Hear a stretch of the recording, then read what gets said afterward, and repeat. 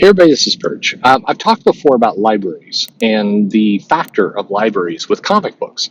And in my previous video, I said the library really wasn't as big a factor as some people have made it out to be. When I say some people, no, I don't mean the YouTube commentators that have talked about libraries and brought it up. I mean more kind of customers who are then reacting to those videos. So when I did it before, a bunch of people thought I was trying to start something with some of the bigger YouTubers. No, I was not, and frankly, I'm talking to some of those bigger YouTubers in mail on an infrequent basis, and so no, that has nothing to do with it. But libraries is a weird one. I wouldn't have seen that coming, but it's become this little kind of flashpoint in comics of what's going on and kind of who content is being made for and everything else. Libraries has suddenly become this bigger deal for people to focus on. And I find that I wouldn't have seen that coming. That was a surprise to me.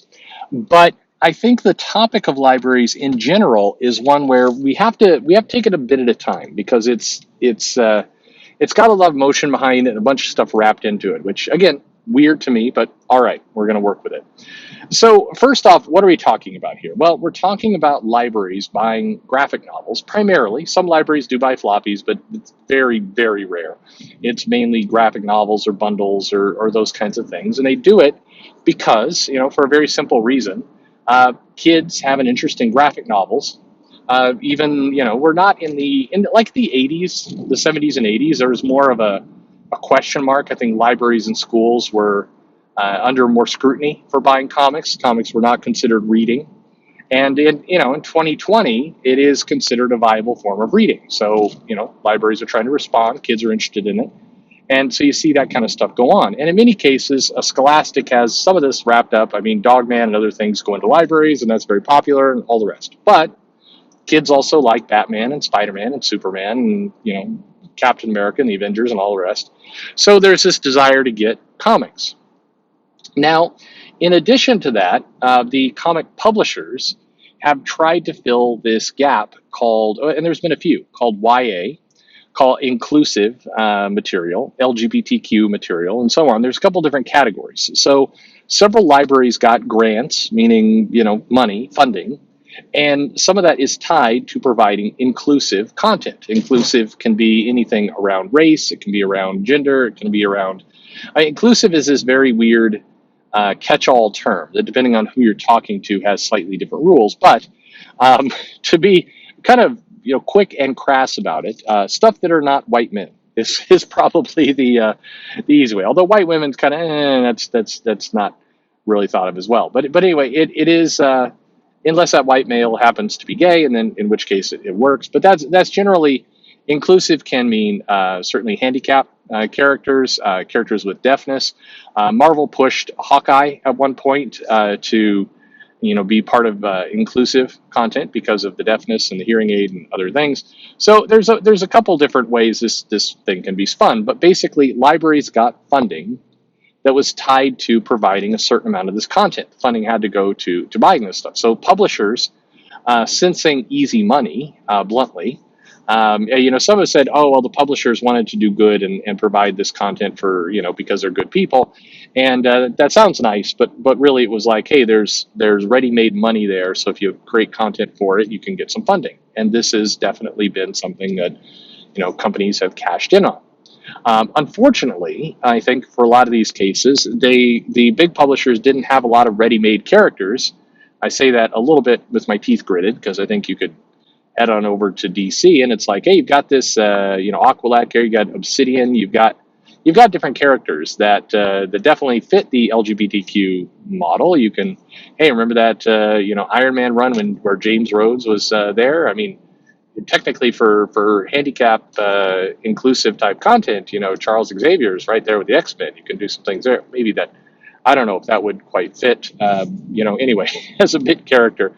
Not sure that would fit the bill. But anyway, so what happens is the big publishers decide to take kind of very recognizable characters like Wonder Woman or others and kind of adapt them to YA plus inclusive to try and, check as many boxes as possible to get things bought and to get that that funding funneled their way. And they want to put more name noticeable characters on this because that's going to get more attention, and that's the game that's basically being played.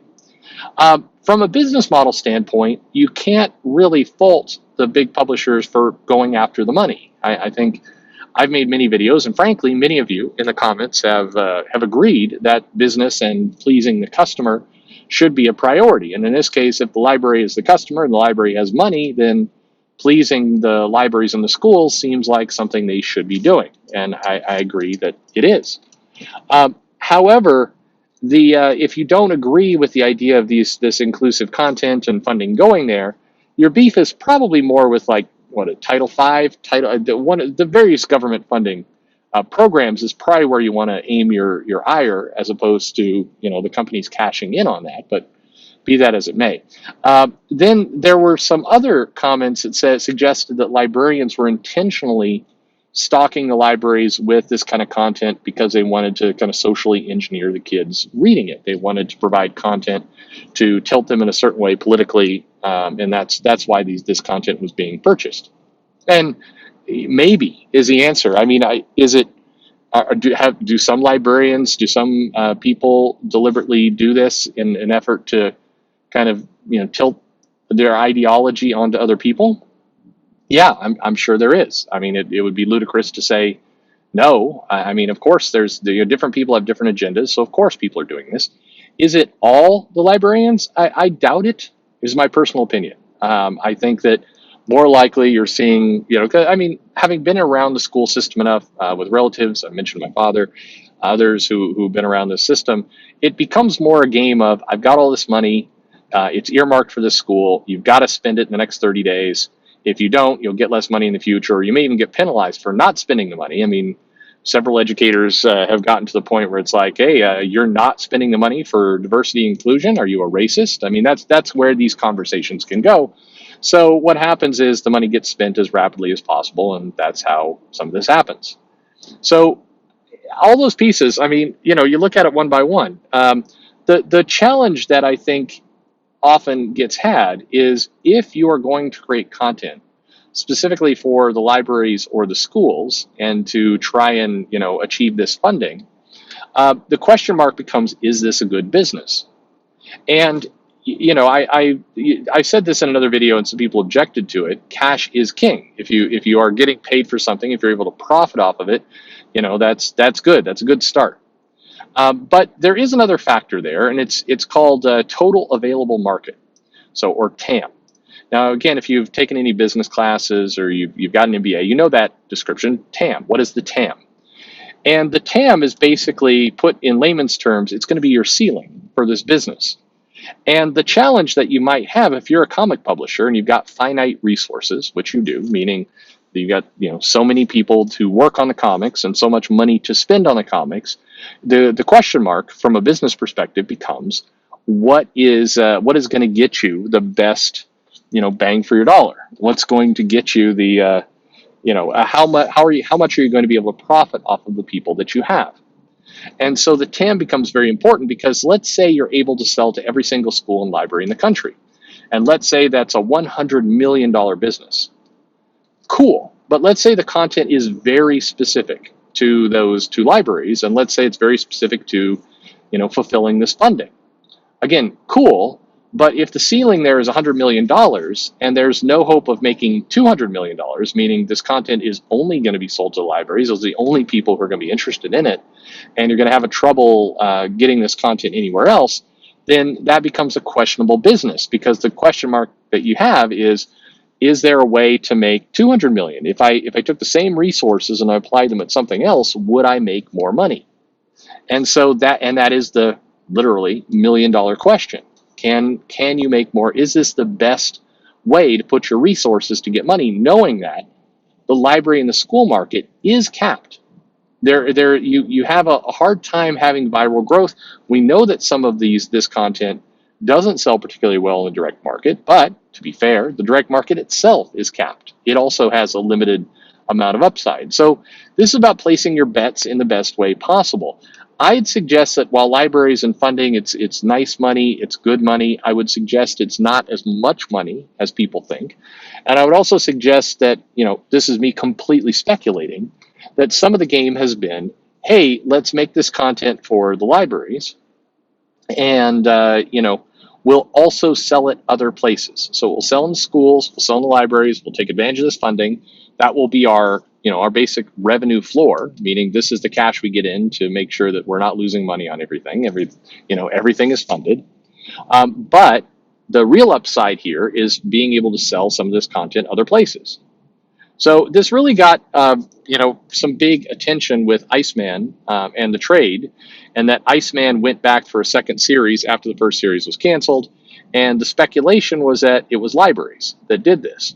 And somebody dug up some numbers that showed that libraries ordered Iceman pretty heavily. And easy reason for that, it was because they were going for that inclusive category of funding. And so they bought it. And so the idea was we'll put out a second volume of it. We'll sell to the libraries again, and we'll sell it a couple more places. So it will basically break even with the libraries, and then it's all gravy. Then we can sell digital, and we can sell other places, and we're guaranteed a bit of a profit. That was the idea. Unfortunately, the volume 2 of Iceman didn't sell as well to the libraries. One of the challenges of chasing funding in this way is funding fluctuates, and I think some of the funding went away, and I also think some of the incoming administration probably helped that. I know funding was cut, and under Trump in some cases, or that's what I've been led to believe anyway, talking to some of the schools. So I speculate that there wasn't as much funding for some of this content. And so that's why the second volume didn't do as well. And that's why we didn't see volume 3 of Iceman, because arguably, if this had worked, then if you're Marvel, your strategy should be just keep pumping out this stuff, get it paid for with a tiny bit of a profit to the schools and libraries, and then go sell it other places. And even if the sales numbers are very low, everything you're making is profit. That's not a dumb idea. That's business. But unfortunately, we don't have volume 3 of Iceman. So once again, I'm speculating here, but the belief is that this funding didn't come through as high, or Iceman didn't catch, or librarians decided one trade paperback was enough. Could have been a lot of reasons. That's what basically happened. So anyway, there's a little bit about libraries. I think that if your beef is libraries shouldn't be propping up this kind of content, then I think it's not really the comic publishers that you should be upset about. It's these funding programs and other things that are calling for this type of content in the schools. Yelling at the publishers, I mean, arguably, I wish the publishers chased the money more. So if suddenly the publishers are steering toward cash, good. Like in my book, great. They should be doing this more. I think creating content that has an audience and has customers is what you should be doing. That's what the business should be.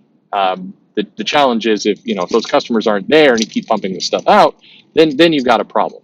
So if it's about chasing the money, I mean, chase the money. Anyway, that's my view on libraries. Again, that feels like for whatever reason, this kind of content aimed at the libraries has been a really hard pill for people to swallow. They just don't like kind of this idea, and they don't like that libraries are funding this type of content and all the rest. And I mean, I guess, you can't see me, but I'm kind of shrugging at the moment. It's like, okay, work with your local officials, vote different people in. That's probably your remedy. But in this case, this is probably why I've defended this behavior in the past with videos and got everybody upset.